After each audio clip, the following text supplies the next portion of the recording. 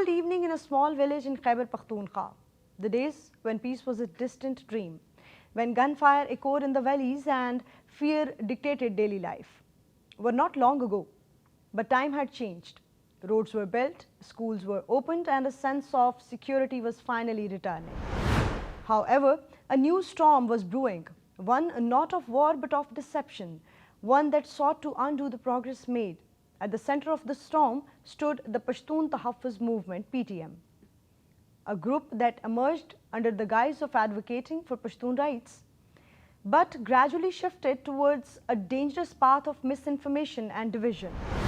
PTM initially resonated with those affected by war and displacement, speaking of justice, accountability, and a better future, to lure Pashtuns in. But however, as expected, over time the movement's focus diverged from constructive engagements to outright hostility. Instead of working towards tangible solutions, PTI amplified grievances, distorted narratives, and fueled mistrust between the Pashtun people and the rest of the country.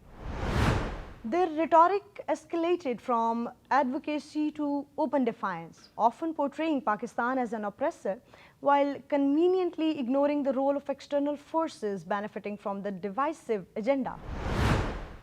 Questions began to rise as PTM leaders traveled abroad, meeting with foreign entities and making sweeping accusations against Pakistan. Were these efforts truly about Pashtun rights, or was a larger game at play? Despite their claims of championing the cause of the people, the movement increasingly seemed to thrive on discord rather than development. At the same time, Pakistan Tehreek-e-Insaf, PTI, once considered a party of change, found an opportunity to exploit Pashtun sentiments for its own political gains.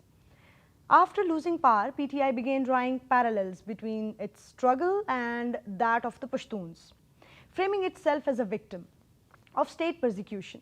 The narrative, while effective in mobilizing political support, did little to address the real issues of the Pashtun people. The party's past in governance showed a lack of concrete measures to uplift the region, yet it continued to invoke Pashtun grievances whenever it suited its agenda.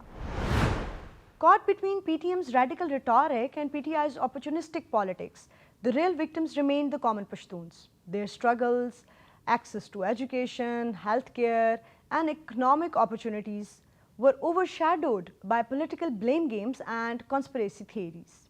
While these groups capitalized on the hardships, the ground realities remained unchanged. The misleading narratives pushed by PTM not only sowed division but also radicalized the youth, steering them away from constructive progress. Meanwhile, PTI's selective interest in Pashtun issues only during election season further exposed the political exploitation of an already marginalized community.